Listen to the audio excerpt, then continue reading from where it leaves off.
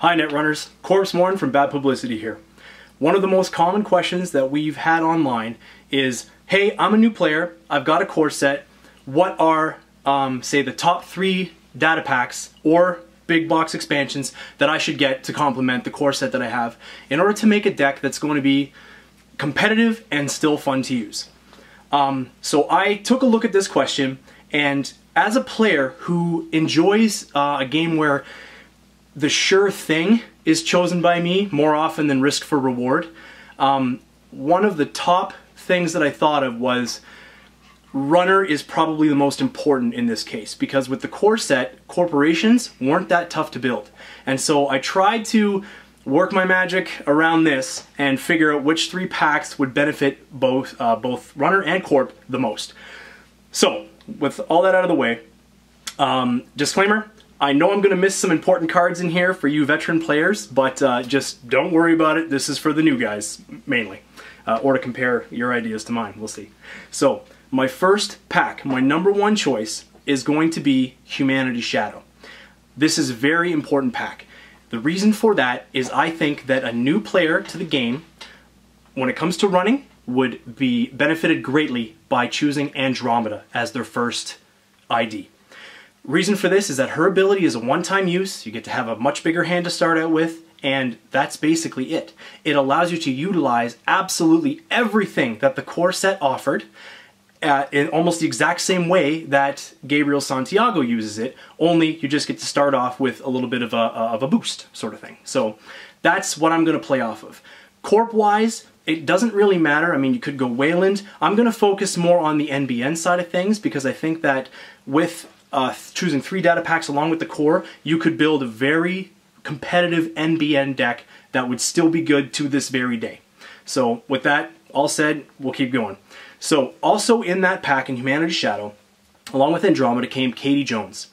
Katie Jones is an excellent go-to card. It's a resource, it's an economy card if you simply don't have a way to make money really quick or off burst economy. Katie Jones is an excellent way to just click your turn away and keep making bank to use later.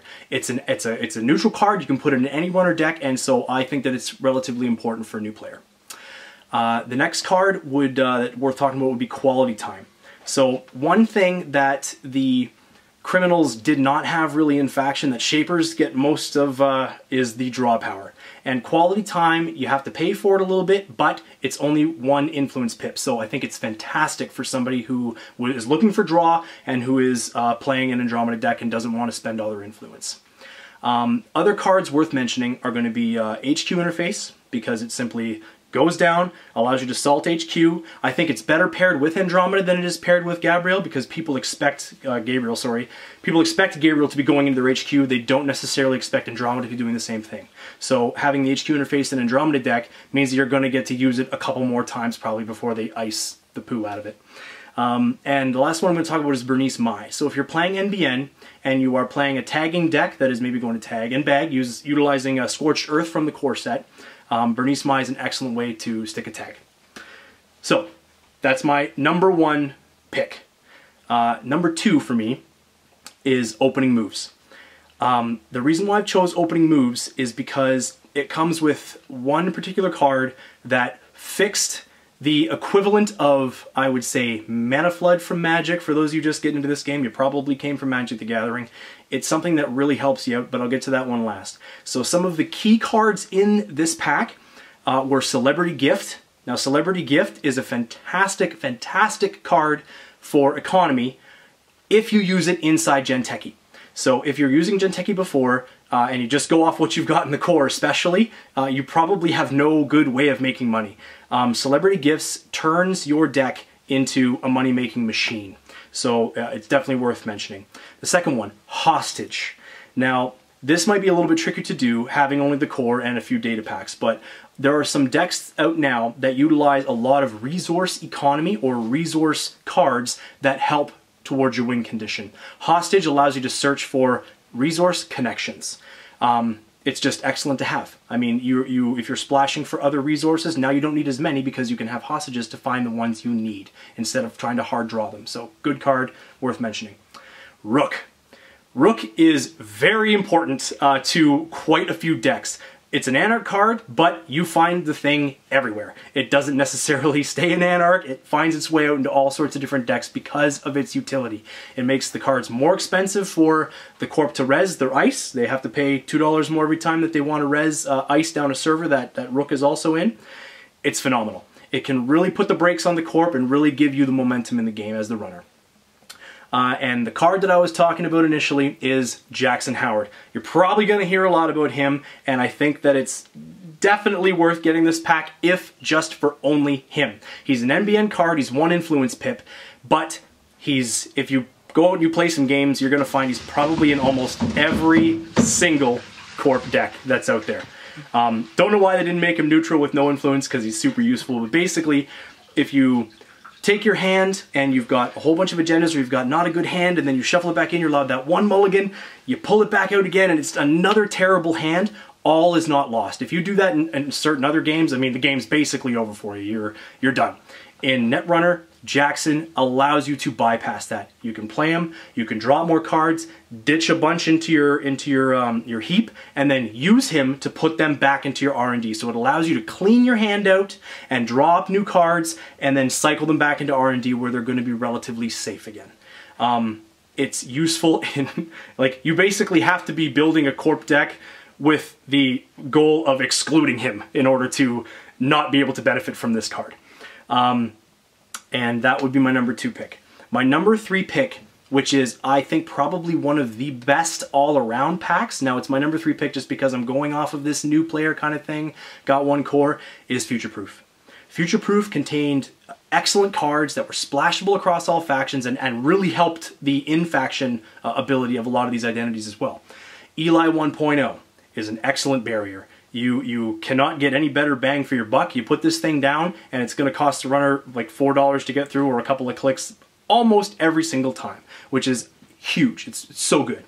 The next would be mid-season replacements. This is an NBN card utilized usually just in NBN, but it sticks a whole bunch of tags and allows you to utilize, again, the Scorched Earth, or it basically just gives them too many tags that they just can't deal with. Even if they have excellent ways of dealing with tags, it still is going to cost them an arm and a leg.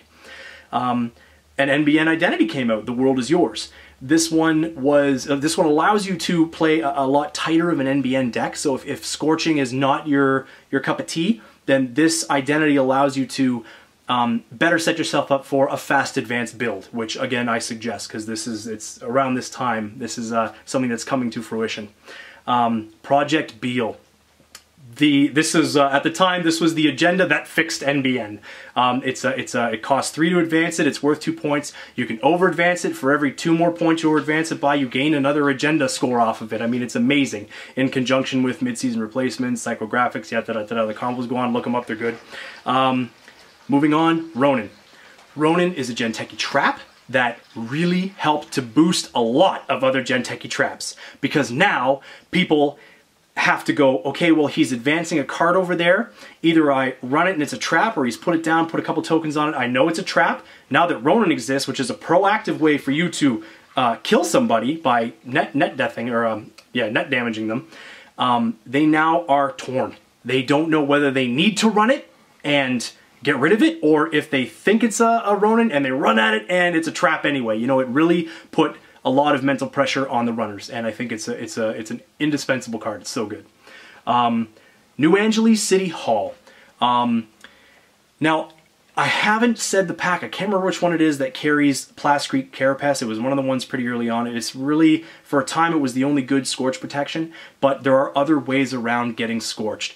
This is one of them, the New Angeles City Hall. It gets rid of the tags before, because you need to be tagged before you get Scorched. This basically makes it so that the tags don't stick.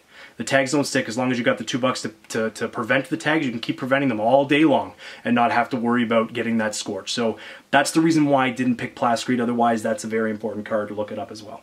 And the last one that's worth touching on is R&D interface. I mean, there are ways to get into R&D and see more than one card in the core set with Maker's Eye. And also indexing is another great card that I don't think is in any of the packs that I was talking about. I can't remember now, but basically it's a way to see more cards, and it's a permanent way. So it goes down and there it is, and every time you run you get to see 2 cards. For every 1 more you put down you get to see yet another card.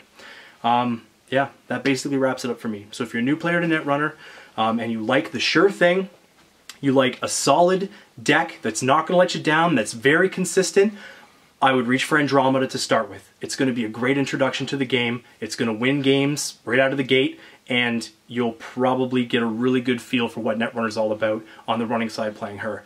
On the other end of things, I recommend either playing NBN or Wayland to start out with.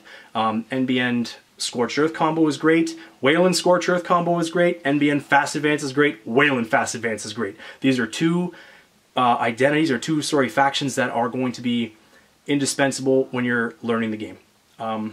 That's all I've got, guys, so happy running.